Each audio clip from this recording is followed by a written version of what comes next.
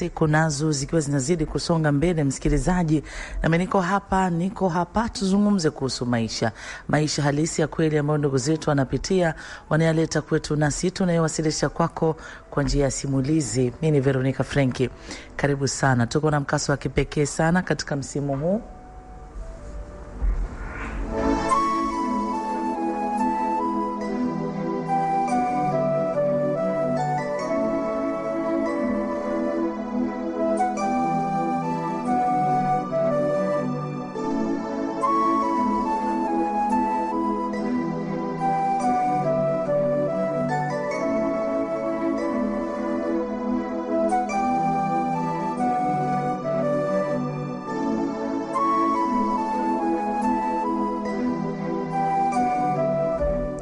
Jana kuna mahali tuliishia, msikilizaji. Jana tuliishia ndugu yetu, rafiki yetu akitueleza haya. Anaitwa Zaituni, akisema yeye ni binti wa Kitanzania, na Zaituni anasema katika kuishi kwangu sikuwahi kupata hali kama ninayoipata sasa hivi.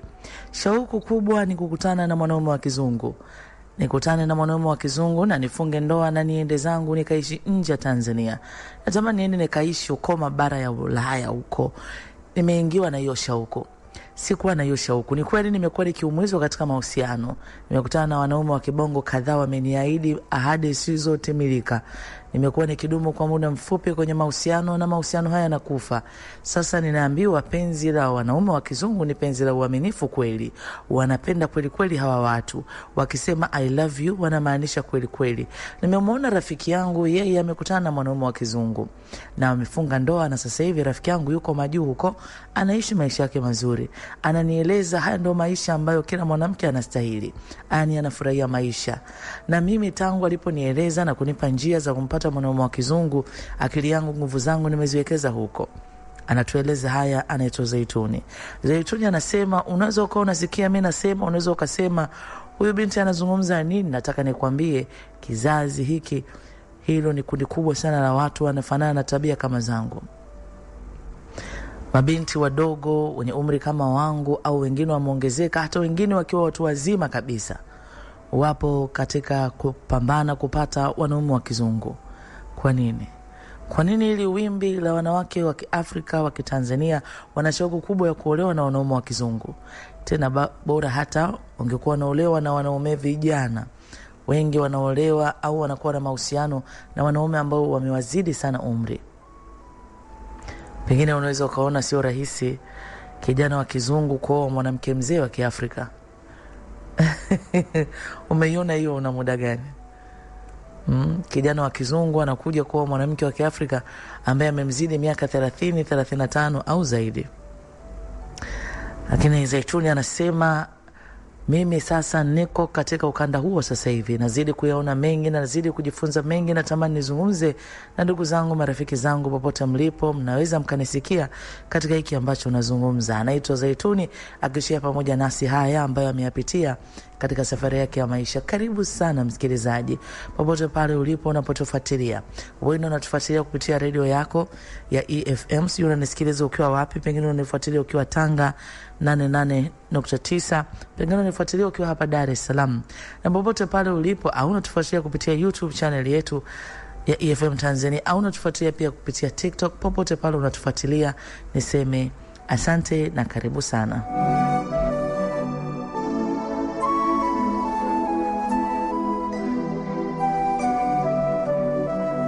Haya ni maisha halisi ya kweli ambayo ndugu zetu wanapitia, wanayaleta kwetu nasi tunayawasilisha kwako kwa njia ya simulizi. Anaitwa Zaituni, au mwenyewe anasema unaweza kaniita Zai. Zaituni anasema, naweza nikazungumza mengi, lakini mengi yakisiwe na maana. Kila anachokizungumza kwako kina maana kubwa sana. Kuna mama unanisikiliza mahali, kuna baba unanisikiliza, kuna binti unanisikiliza. Ninayazungumza haya machache, lakini machache yangu ni muhimu sana kuyafahamu. Zaituni anasema, nilipata kideti kingine na huyu baba wa kizungu. Na sasa aliniambia jiandae kwa sababu tutatoka tena kuogelea, yani tutakuwa na sehemu nyingi za kutembelea. Kwa hiyo nisiende na vazi la aina moja. Sasa hivi mimi nafurahia sana out kama hizi. Zaituni anasema, nilichofanya nilijiandaa. Nikawa na nguo za kuogelea za kisasa kabisa, lakini pia nikawa na vazi jingine nitabadilisha, maana inaniambia pia tutaenda club. Yani nikatembea na vinguo kama 4 hivi, ile niliyovaa ya kuogelea na nyingine na hiyo ya club. Nimetoka zangu hapo. Kumbuka mimi ni mwajiriwa, ni binti ambaye ni mwajiriwa, mimi ni nursing. Nilitoka zangu kweli, tukazidi kuwasiliana na huyu mzee na tukakutana. Basi tumekutana hapo na akafurahi sana kuniona. Oh, Zai, nini hivyo? Na mimi niko charming sana. Nikakuta yuko na company, yuko na marafiki zake. Kuna wengine niliona siku ile tulipokutana, kuna wengine wakawa ni wageni kwenye macho yangu, lakini asilimia kubwa walikuwa ni wazungu, lakini wako wasichana wa Kitanzania. Niliona hapa wasichana wa Kitanzania 3. Ina maana na mimi nakuwa mmoja kati ya wasichana wa Kitanzania, tunakuwa 4. Ilikuwa ni muda mzuri sana kwa sababu tulikaa sehemu kwanza, tukachill story. Yani wao wanapenda company sana. Na huyu mzee, yani muda mwingine ananiambia uko okay? Yani namwambia yes, naendelea kupiga story, na aliniintroduce kwa wote kwamba huyu ni rafiki yangu anaitwa Zai. Tumetoka hapa tukaenda kuogelea, tumefika tukaogelea, na niko vizuri sana kwenye kuogelea, najua kuogelea. Kuna vitu ambavyo niliambiwa unabidi unavijua ukiwa msichana, lazima uhakikishe unajua pia kuogelea. Yani ni muhimu sana kujua kuogelea. So unaenda unapelekwa kwenda kuogelea, wewe unabaki tu unacheza kwenye maji, yani unaogopa maji. Kwa hiyo nilikuwa niko vizuri, wananifurahia, yani niko binti wa kisasa. Yani sijazuba. Kwa hiyo nikaogelea pale, tukala chakula, tukacheka, tukanywa, tukatoka tukaenda sehemu nyingine. Yani unazungumza kuhusu bill, watu wanalipa bill. Yani unatakiwa kuhoji kuhusu bill kwamba ni shilingi ngapi. Yani wewe kula bata, wewe kula maisha. Tumetoka hapo na kuambia mpaka kufika muda tunaenda club. Sasa kwa namna ambavyo tulikuwa na mabadilishano ya mazungumzo, hawa wenzangu ni wa Tanzania wenzangu, hawa wasichana wenzangu, so tunaweza tukacheka kwa Kiswahili hivyo, japo wanasema sio vizuri sana kutumia lugha ya Kiswahili, akati mnajua ni lugha ambayo wengine hawaitumii. Na ni moja kati ya vitu ambavyo niliambiwa tuepuke sana kama mnakutana wa Tanzania wenzio kutumia lugha ya Kiswahili. Wanajifeel labda sometimes mnaweza mkawa mnazungumza, mnaweza mkazungumza lakini isiwe too much. Yani nyinyi muda wote mnazungumza lugha yenu ambayo wenzenu hawaielewi. Hivyo, lakini kuna muda tunaenda kubadilisha nguo, tuliongea unaitwa nani na nini. Kuna wawili mimi nikabadilishana nao mawasiliano kwa mpaka tunaenda club. Yani huko tuko tumekuwa na vibe. Yani tuko high. Yani tumesha kunywa, tuna furaha. Yani hivyo. Sasa huyu mbabu akaniambia nimekupenda, unajua. Huyu mbabu, jamani, wewe unasema eti unatakiwa mtu ukifikisha miaka mingapi ndo usiende club? Ukifikisha miaka mingapi wewe? Huyu mbabu anaenda club. Na sio kwamba alikuwa tu yeye, kuna mtu mzima mwingine pia na yeye tulienda naye club. Yani huyu ni babu yangu, unajua. Hata babu yangu mimi nahisi kama ni mdogo. Yani na babu yangu sio kumpeleka club. Uwezi. Labda anaenda sielewi. Yani umri ni wa kupumzika, unajua, kupumzika nyumbani, kucheza na wajukuu. Umri ni wa kufanya maandalizi mazuri kwa wakati wote Mungu anaweza akanichukua. Nawaza hivyo. Lakini yani ni mtu mzima, ni mzee, lakini yani mambo ndo kwanza yako moto yani. Haya anatueleza ndugu yetu anaitwa Zaituni, unaweza kumuita Zai. Zai anasema basi niseme nini, ilikuwa ni muda wa kuenjoy. Tulienjoy. Neno la kusema unajua nimekupenda, maneno ambayo anazungumza huyu mzee, tukicheza, tukifanyaje. Na mimi kweli nilikuwa nampa company sana. Na kuna muda nikafeel kuchoka. Yani nimekuwa na muda wa kuenjoy na feel kuchoka. Na hata nikamwambia nahisi kuchoka. Nilimwambia msichana mwenzangu wa Kitanzania, nikamwambia inatosha. Leo inatosha. Hata huyo wa Kitanzania aliniambia ni boyfriend wako, yani huyo mzee. Nikamwambia sielewi. Bado hatujafika huko. Akasema why? Yani wewe wa Kitanzania mwenzangu ananiuliza why? Nikamwambia yani sielewi niseme nini. I think tutazungumza. Tumepata mawasiliano, tutazungumza. Kwa hiyo hata hapa nilipomwambia huyu mzee nimechoka, akaniambia sawa. Sawa, sasa leo nakuona umekunywa sana, ni kufanyaje leo? Nikamwambia naweza nikaita mtu akaja akanichukua. Yani mtu ambaye nakuwa na uhakika naye, yani niko salama. Akaniambia okay, kama unamfahamu ni kitu kizuri. Tunaweza tukaongea. Sasa kulikuwa kuna makelele, tukakaa sehemu ambayo haina makelele sana. Akaniambia kampani yako ni ya kipekee sana. I wish nikutane na wewe baada ya siku 2 tena. Nina kitu natamani kuambia. Nikamwambia wow, kwa nini usiniambie sasa hivi? Niambie sasa hivi. Akasema no, sasa hivi tuko tumekunywa, tuna uchangamfu sana. Nahitaji time ya kutulia nikwambie. Ni kitu kizuri, naamini utapenda. Nikamwambia oh, sawa. Mimi nimeenjoy sana. Nimeenjoy toka ule muda tumekutana. Na kila kitu nimefurahia. Sikusita kumwambia asante. Yani kampani yako ni ya thamani sana. Nimeenjoy. Sijui ningekuwa nyumbani ningekuwa nafanya nini, lakini nyinyi watu ni watu wazuri. Mmenipa muda mzuri sana kufurahia. Akaniambia asante na nakupenda. Wewe binti nakupenda. Yani hivyo huko akiwa amechangamka. Unajua tena tumetumia kilevi. Kwa hiyo mimi niliondoka. Huyu sio yule mwanaume wa kizungu eti kwa sababu amekuleta kwenye kampani, amekupa time na nini basi akunganganie. Unajua hata hajawahi kuningangania huyo mzee. Hajawahi kuningangania. Yani hivi leo katika kuvibe hivi ndo kaniambia maneno kwamba natamani to meet, tuzungumze. Labda unajua mtu mzima, mimi sijui hao wazee watu wazima namna yao ya kuapproach na kuaje. Labda ndo style za kiutu uzima. Sijui. But yote juu ya yote ilikuwa ni nzuri. Nimefika zangu nyumbani nimechoka, nikapumzika zangu, nikawa na ratiba nyingine. Nikapata muda wa kuchati na Watanzania wenzangu, wasichana wa Kitanzania. Kuna huyo mmoja tukachati naye, akaniambia bila shaka umepumzika vya kutosha. Hivi kumbe hukuondoka na yule mzee? Aliniuliza. Nikamjibu nikamwambia no, sikuondoka naye. Unajua mtu akiwa kwenye starehe utakiwa kumkatiza. Niliondoka, lakini najua nilikuaga kinamna kasa ulinitoroka bwana. Nikamwambia naweza nikasema hivyo, lakini sio kwa ubaya. Akaniambia ndio nashangaa na muuliza mtu ananiambia kwamba ukuondoka na yule mzee. Why? Kwani sio mtu wako? Aliniuliza hayo maswali. Huyu ni mwingine tofauti na yule nilimwambia nitakueleza. Kumbuka wasichana niliwakuta wa Kiafrika, yani wa Kitanzania wako pia na wao wamekuja kuwapa kampani wanaume wa kizungu hapa.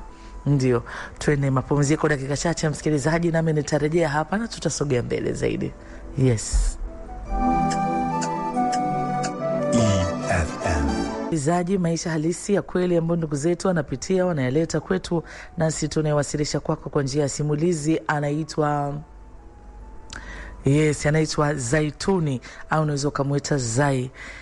Anatueleza haya katika safari yake ya maisha. Na Zaituni anasema mimi ni binti wa Kitanzania, nazungumza haya na mimi naweza kuzungumza kwangu nikawakwaza wengine kwa namna moja ama nyingine, lakini kwa moyo wa dhati nimesukumwa nizungumze haya kwa sababu naamini wako wasichana wenzangu wenye nyendo kama za kwangu, au wengine wanatamani kuwa na nyendo kama za kwangu.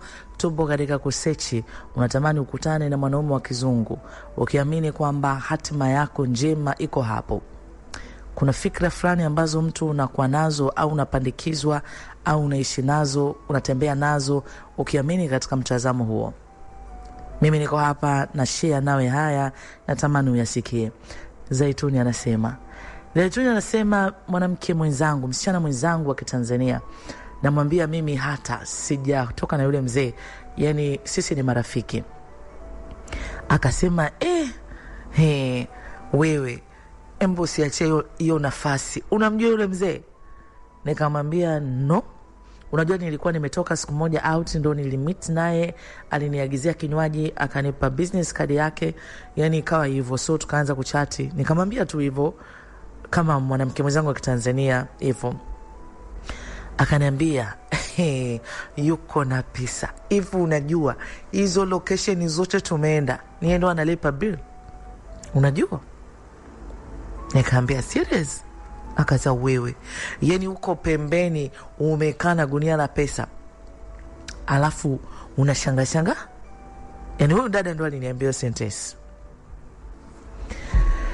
Nikamwambia sijui, lakini namuona kama ni mtu mzima sana.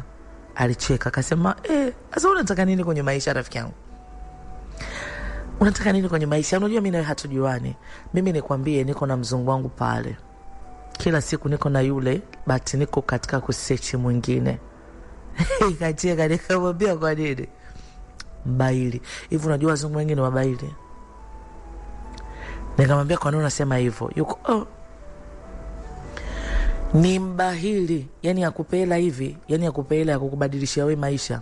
Ni unaweza kukutana na mwanaume wa kibongo akakubadilishia maisha, lakini kukutana na mzungu kukubadilishia maisha, huyo mwenzangu huyo umeenda kuroga. Nikamwambia wewe, mbona mimi na rafiki yangu ninavyokuambia hivi tunavyozungumza yuko zake nje kukutana na mwanaume, tena yeye kukutana naye huko kwenye hizo mitandao za mambo ya kukutanisha wapenzi. Akasema haya aende huko Ulaya. Kwani unadhani tunachokitafuta ni kwenda Ulaya? Okay, ukishaenda Ulaya nini kinafuata sasa? Yani ukishaenda Ulaya, unajua kuna watu wameenda huko Ulaya wameishia kwa Ulaya, hakuna maendeleo yote ya maana. Labda umpate mtu kweli kabisa, labda akupeleke huko ukafanye haso zako, au upate kweli mwanaume ambaye kweli anaweza kana kupenda kweli na akakuhonga. Au wenzetu wagumu kuhonga, sio rahisi kuhonga, yani akuhonge hivi. Lakini huyo mzee wako huyo mzee, yani naona anakutekea, yani unajua, yani anakujali. Embo kama ulikuwa unaogopa, yani huyo mzee utanishukuru baadaye. Hizo na sio shida zake. Yani huyo mimi nishakutana naye mara nyingi, unatamani yani hata amzunguke rafiki yake akwambia anakupenda. Mimi ningejitoa mwanga wewe. Nikacheka. Nikasema muone kwa nini dada ananiambia hivi?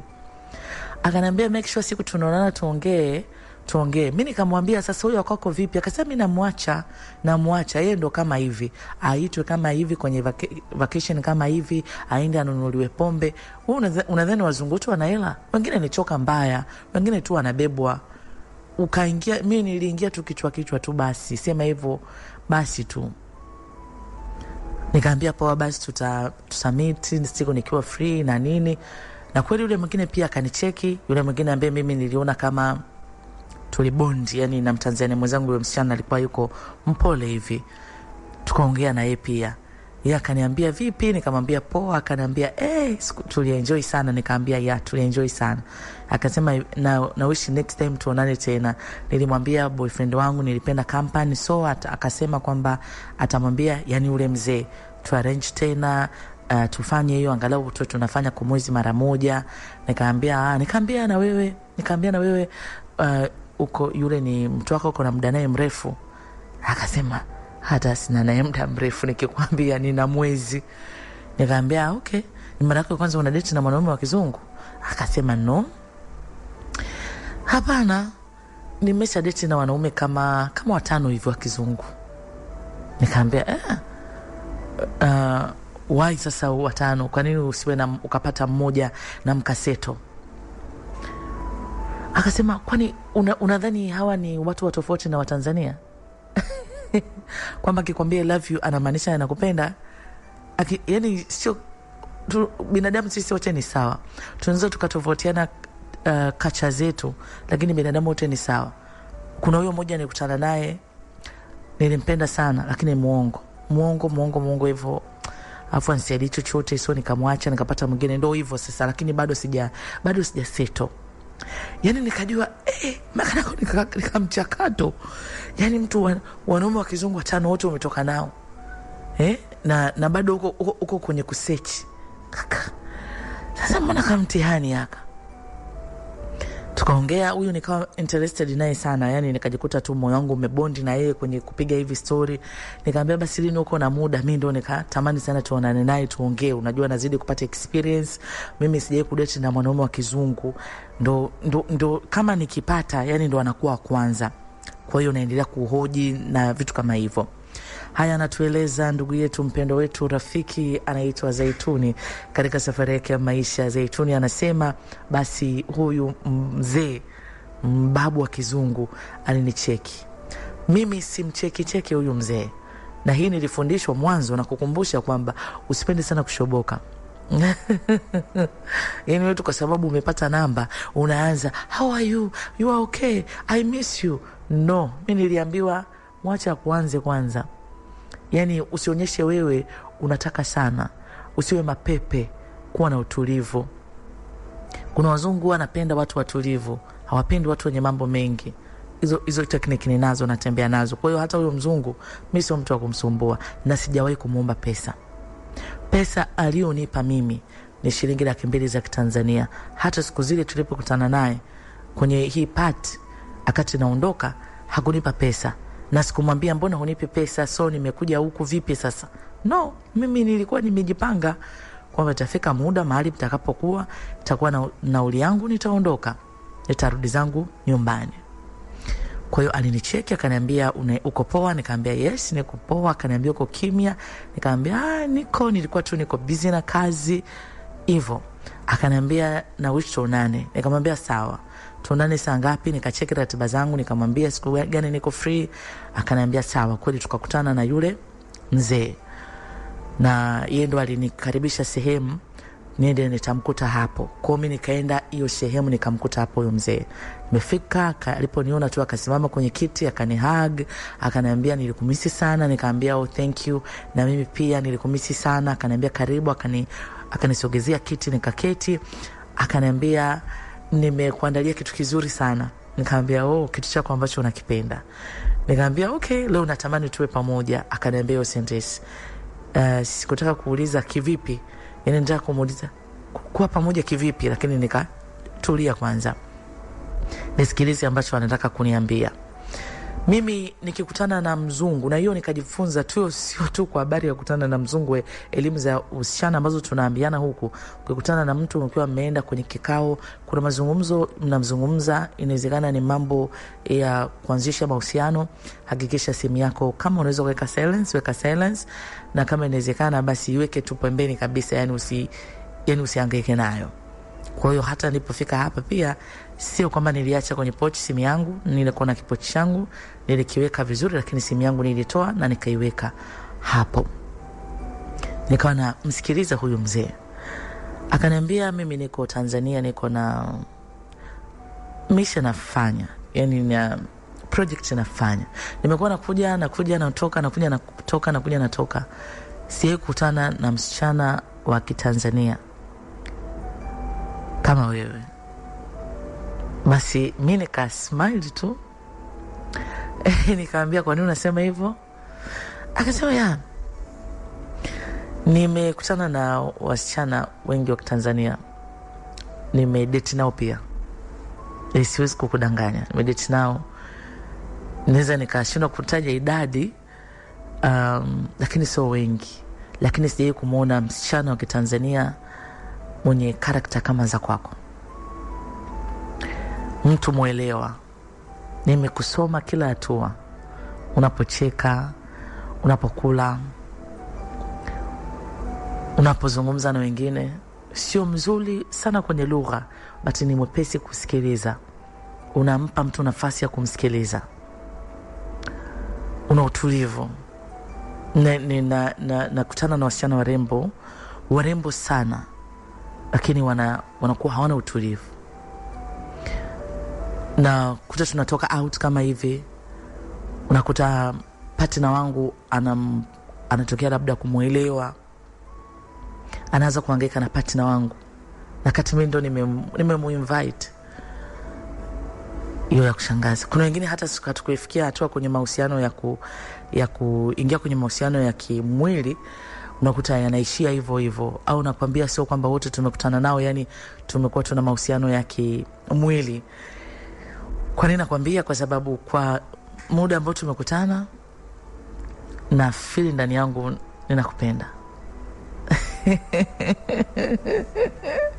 Jamani, niko nikisema I love you tu ni uongo. Ninasema ni uongo. Ni uongo. Siwezi kumpenda mzee. Na sijui wasichana wenzangu, sitaki kusema au kujaji mapenzi ya watu. Yani kwa mwanaume mwenye umri wa miaka 70, wewe una miaka 24, 23, 25, 26, 27, 28. Mtu ana umri ana miaka 70 na ngapi, yani ananiambia I love you.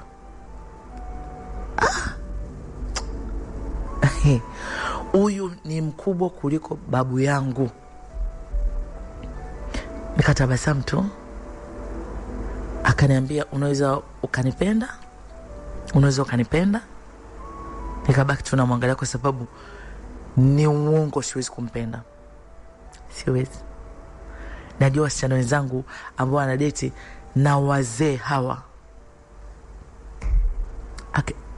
I love you so much. Sitaki kujaji. Najizungumzia mimi. Ni uongo. Nilimwambia umeni surprise. Unajua tumekuwa marafiki. Umekuwa mtu mzuri kwangu na nikakuchukulia kwa namna ambayo nilikuwa nimekuchukulia. Yes. Nikakuchukulia kwa namna ambayo nilikuwa nimekuchukulia. Sikufikiri haya.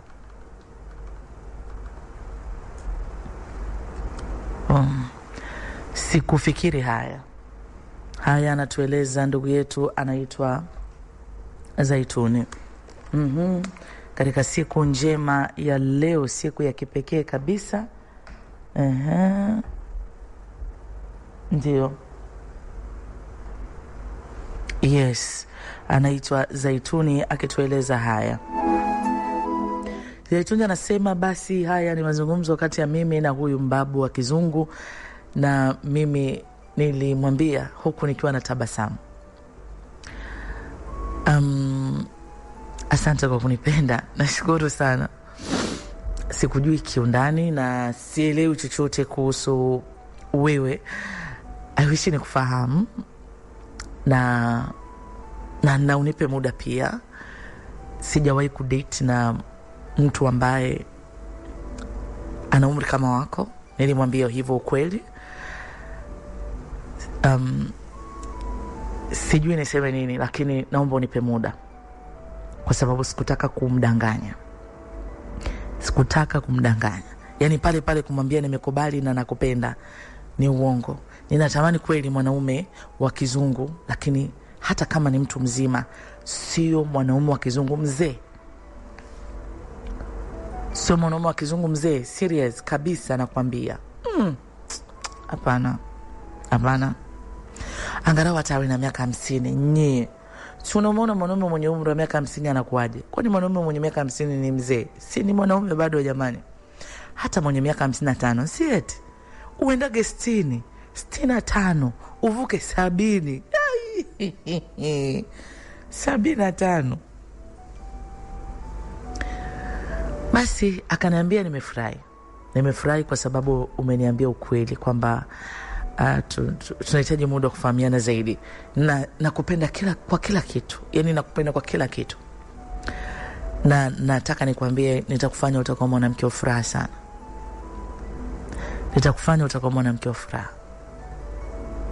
Nikamwambia asante. Nafurahi sana. Asante. Basi tukapiga story nyingine pale, ndo tukala, tukanywa. Akaniambia naweza nikapafahamu unapoishi? Nikasema hapana. Nikamwambia next time tukikutana nafikiri nitakupeleka mpaka mahali napoishi na nitakuwa na kitu naweza nikasema. Akaniambia basi naomba isichukue muda na kungoja, na tamani tukonotoa ka out nyingine, tutoke kama mapartner na tutoke kama mtu na mpenzi wake.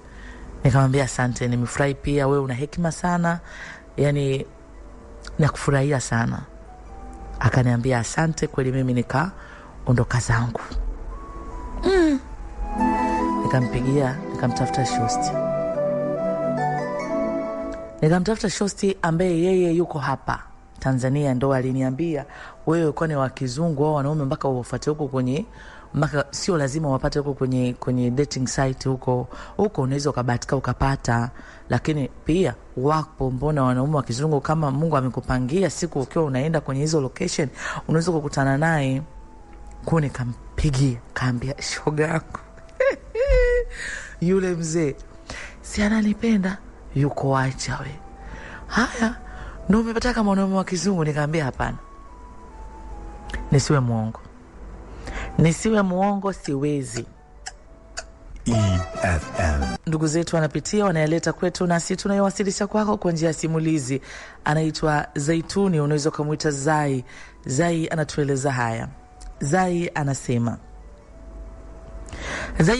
niko hapa, anazungumza mimi pamoja na rafiki nikimueleza kuhusu haya. Huyu mzee ambaye tulikutana naye siku ile nikueleza na nimekueleza mengi, amevunja ukimya, ameniambia ananipenda. Akaniambia si ndio ulikuwa unataka mwanaume wa kizungu? Nikasema angalau hata ningempata mwenye umri wa miaka 50 hivi. Mbona wewe mtu mzima sana? Akasema mimi nikuulize kitu Zaituni, wewe ulikuwa unataka mwanaume wa kizungu, kwa nini unataka mwanaume wa kizungu? Nikamwambia yani tunataka mwanaume wa kizungu, yani naamini kuna true love. Akanambia sasa sio rahisi kupata mwanaume wa kizungu kijana, unaona, kwa sababu wao wanaona wao kwa wao kuja kukuoa mbongo, ina maana inaweza ikawa ni bahati sana. Kwa hiyo opportunity ndio hizo zinakuta wazee. Nikamwambia, akaniambia kwa hiyo wewe ulikuwa unatafuta mzungu tu kwa ajili ya love? Angalia na maisha pia. Huyo mzungu mzee unaweza kukuta na hela ambazo hana matumizi nazo. It's okay, kama utaki akuoe, wewe mtumie huyo mzee akufanyie mambo ya maendeleo, si amekupenda mwenyewe. Na ndio wengine wao wanafanya hivyo. Yani sio habari za kuoana, wewe mtumie akufanyie mambo ya maendeleo. Unataka kwenda kutembea mataifa mbalimbali, mtumia kupeleke nchi mbalimbali. Nenda ka enjoy, nenda kale good time. Si unaona? Kwa hiyo unabidi weka uaminifu ili akufanyie vitu vikubwa. Huyu anaweza akakupeleka Ulaya akakutafutia kazi. Wewe unaweza kaenda kupata kazi kirahisi kabisa kwa sababu una professional yako. Kwa hiyo unaweza kumtumia kama daraja, sio love. Ukamwambia love but ndani yako ukajua wewe unafanya nini, wewe unataka nini. Akienda kule unapata kibali cha kukaa kule, au wazee wanahesabiwa siku tu unakuta anakufa. Akifa unabaki na uhuru na maisha yako. Unaona lakini akifa huyo hata kuacha mikono mitupu. Kuna mazingira tayari atakuwa amekuwekea, it's okay. Hata kama akifa labda ana familia wakakuataki na nini, lakini tayari wewe amekupa nafasi ya kwenda huko majuu. Huko majuu watu wanatamani kwenda kutua tu, wafike wafanye mambo makubwa. Kwa hiyo tumia hiyo opportunity, sio habari tu ya mapenzi. Unapokutana na mwanaume wa kizungu kama huyo mzee, sio tu love, ni opportunity. Nikamwambia labda usemage hivyo mwenzangu kwamba mapenzi unaenda uko utaenda utakutana na wanaume. Sasa unakutana na wanaume vijana hivyo, yani kaambia sawa. Ukisema hivyo sawa, usianze kuzuga. Watoto wa bichi wa Kitanzania wako wanataka wazee hao kila siku hapa mjini. Unaona kwa watu kwenye dating site wanahangaika apate hata kazeka na chongo tukako hivi. Yani kako hivi, yani kanatikisika tu. Lakini yeye atakwambia baby wangu huyu nampenda sana baby. Mwanaume akisimama anatikisika hivyo, unajiuliza jamani, kuna nini hapa? Kuna nini kinaendelea? Ndoa maana yake nini? Hao watu wanaoana hawa mbona wapo kwenye matabaka makubwa sana? ni nini kinaenda kuunganisha? It's okay, ni love ya aina gani? Lakini utakuta binti anasema nampenda mpenzi, nampenda mume wangu wa maisha yangu, huyu ndo wa kwangu mwenyewe, ninatamba naye. Watu hapa kwenye mission wanatafuta opportunity. Okay, basi tukapiga hivyo story. Nilipata nafasi nikakutana na yule dada wa Kitanzania ambaye tulikutana naye kwenye ile party. Huyu ambaye mimi nilikuwa namuona kama mtulivu, yule mwingine niliona na mambo mengi, mapepe mengi.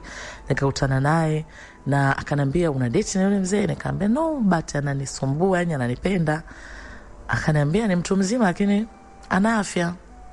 Nikamwambia kwa nini? Huko si unamuona anapenda vibe, yani wale watu ni wagumu sana kuzeeka. Ndio ni mzee lakini si unamuona mzee mwingine kama vile unamkuta yuko nyumbani, pengine yuko anatembelea kama mkongojo, si unajua? Lakini huyu atembelee mkongojo, ndio ni mzee lakini na maana yuko fit.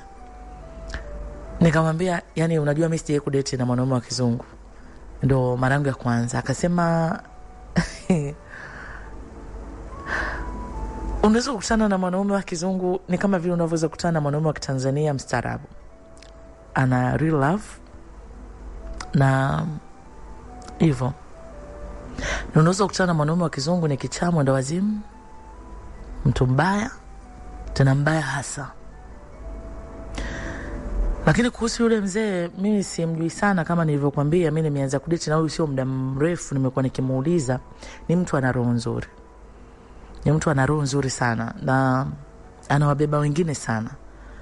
Kwa hiyo unavuta picha kama mtu anaweza kaa na wengine, anawafanyia vitu vipi wewe ukiwa naye karibu. Ina maana anaweza kufanyia vitu. Sema watu wa hivi hawapendi uongo. Kwa sababu nilimuuliza kama mzee ana mtu, akasema aliamua kuacha mambo ya mahusiano na wasichana hawa wa kibongo kwa sababu wengi ni uongo, mdomo, penda hela, yani wanapenda hela, na ndio akawa anasema yani ndio sifa yetu, yani ni hela. Kwa hiyo unaweza kujaribu. Mimi kiukweli nimesha date na wanaume wa kizungu, but kiukweli binafsi nimeona na kama napoteza muda. Yani nimejikuta niko na muda wa kuspend life. Yani si unaona, kwa mfano kama hapa tutaenda Zanzibar tunakula bata, nitatoka hapo tutaenda Mwanza, tutatoka hapo sio tutaenda nchi gani. But ni kila siku mimi niko kwa ajili ya vibe. Yani mtu akiniona ananiona niko na good life, ndio dress vizuri, taeka nywele vizuri, lakini niko hapo. Yani niko hapo. Tajipiga picha nzuri kwa sababu na simu nzuri, lakini niko hapo. Nothing kinachoendelea kwenye maisha yangu. Hakuna kinachoendelea kwenye maisha yangu. Yani najikuta tu napata ile opportunity ya kula life, ya kula maisha. Na sisi wengi tuko hivyo, tunafurahia hizi company kwa sababu ya outing, ya kupelekwa Zanzibar, mnajumuika kama hivi, mnaenda vacation, mtakula, mtakunywa, mtafanyaje, sio leo mmeenda wapi, but tuko hapo. So nina boyfriend wangu wa Kitanzania, ninaye, nafikiri huyo ndio tutatengeneza naye future. Kwa hiyo nimeona kama sio sehemu yangu, so yule nilikuwa niko naye tu. Kwa hiyo wewe unaweza kujaribu kwa huyo mzee, but tunapoteza muda sana. Ukiangalia tumefanya nini, wachache sana ambao wanapata watu ambao wanaweza kuwafanyia maendeleo. Au watu ni magumu sana kwenye kutoa pesa, mpaka kupe pesa, it's not easy. Yaani unaweza kukutana na Mtanzania mwenzako mwanaume akakupenda na akakupenda akakuelewa na akana real love na anaweza kukufanyia vitu vikubwa. Wako wa Tanzania wanahonga, nikwambie, wanahonga kuliko watu ambao tunahangaika nao. Aliniambia hiyo sentence. Na akaniambia hapo pia shughuli tunayofanya haina hata manufaa. Mimi nikivuta picha haina hata manufaa. Nikamwambia shughuli gani? Yaani mimi ndo nauliza shughuli gani? Akaniambia unauliza shughuli gani? Kwani unajua unafanya shughuli gani? Nikamwambia shughuli gani? Akaniambia si ya kujiuza. Nikamwambia wewe mimi sijiuzi. Akacheka yuko. Kwa hiyo ujuzi unafanya nini? Unafanya nini? Nikamwambia no, mimi sijiuzi. Akasema kwani kujiuza maana yake nini? Labda hebu nifafanulie wewe mwenzangu. Kwani kujiuza ni nini? Unadhani kujiuza ni mtu tu ambaye amekaa pale barabarani, amevaa mini skirt, amevaa kitopu juu, ametengeneza nywele zake vizuri, amesimama pale kwenye mauzo anajitikisa? Ndo aina ile moja kujiuza? No. Hata wewe unajiuza na mimi najiuza. Nikamwambia wewe labda unajiuza, basi mimi sijiuzi. Akasema unatafuta wazungu wa nini? Nikamwambia no, yani nikwambia umeninoti vibaya. Nikwambia kitu, mimi nilikuwa nimeenda tu sehemu ndo nikakutana na huyo baba, lakini sio kama mimi najiuza, naomba usiseme hivyo. Akasema nikwambie, unajua kuna watu wanajiuza na hawajui kama wanajiuza, na wanaweza wakawa mstari wa mbele kujaji wengine kwamba wanajiuza, wao wasijihesabie wako kwenye miongoni mwa wanawake wanaojiuza. Unapotoka nyumbani ukasema ngoja niende kwenye hoteli moja nikakae nikutane na mwanaume wa kizungu, unafanya nini? Unajiuza. Ila wewe unajiuza kisomi. Si ndio? Nikamwambia wewe hiyo sio kujiuza. Hiyo sio kujiuza. Akasema ni unajiuza, ila ya kwako haijakaa moja kwa moja. Hata mimi nimekuwa nikifanya hivyo. Niko kwenye dating site, sio umesema upo. Sasa kule unaingia okay, kule unaingia, kwani wengi wanafanya nini? Ni njia simple ya watu ambao wanatafuta watu wa kuwa nao kwenye mahusiano, kushiriki nao mahusiano kwa njia rahisi. Mtu yuko Mbezi, huyu yuko hapa, wanakutana, wanawasiliana, wanaenda WhatsApp, how much unataka, meet, wanakamilisha maisha yao, wamemalizana. Nikamwambia nikwambie, yani hapo tu tunashindwa kuelewana. Hapo tu hatujaelewana. Mimi sijiuzi na sijai kujiuza na siwezi kujiuza. Akasema ndio hiyo ambayo unajiuza ila hujui kama unajiuza. Okay, tusizungumze sana hapo. Tusibaki hapo sana kwa sababu wewe ndio unajua. Kwa sababu utoke nyumbani uvae vizuri, jiangalie kwenye kioo, pake makeup yako, useme unaenda sehemu una shilingi 50,000, nitanunua kinywaji, utangoja mtu mwingine akulipie. Labda ataniongezea, utaongezewa bia, utalipiwa chakula, kuna mtu utampata pale, hiyo ni nini? Ni kujiuza. Ila kwa sababu labda hujajua kutofautisha hizi sentensi, next time utazidi kuelewa, kwa sababu sasa si umeshaingia humo, wewe mwenyewe utazidi kuelewa. It's okay, turudi kwenye point. Point iko hivi, usije ukapoteza muda sana kwenye hizi muda ukaenda. Unaweza kumpata mwanaume wako wa Tanzania na mkajibuild toka chini na mkaenda. Mimi nimegundua hiyo, unajua, na ndio maana nikaona nisipoteze muda wangu. Unaona, nimejikuta tu natumika. Mtu anasema tutaendelea communicate, akiondoka ndo imeisha. Kuna company ambazo kama hivi unaona sisi tumekutana, mimi na company ya wasichana hivi ambao wana date na wazungu. Yani hivi wengi hivi wanaamini kesho watatoboa, wanaamini kesho wanaume watawapeleka Ulaya, lakini wako wanahaso. Haya mambo yanatokea. Ni bahati tu kama unakutana na mwanaume wa Kibongo au wa Kichina, unakutana na mwanaume kama wa Nigeria, unakutana, inatokea bonde ambayo kweli inakuwa ya maana, mnaoana hivyo. Ni ile dhana tu, mtu akimkuona na mwanaume wa kizungu anaona umetoboa. Sio kweli. Mimi mbona nimesha date na wengi na nimetoboa? Nina simu nzuri. Hii hapa, simu yangu nzuri nayo. Nywele nzuri nazo. Hivyo yani.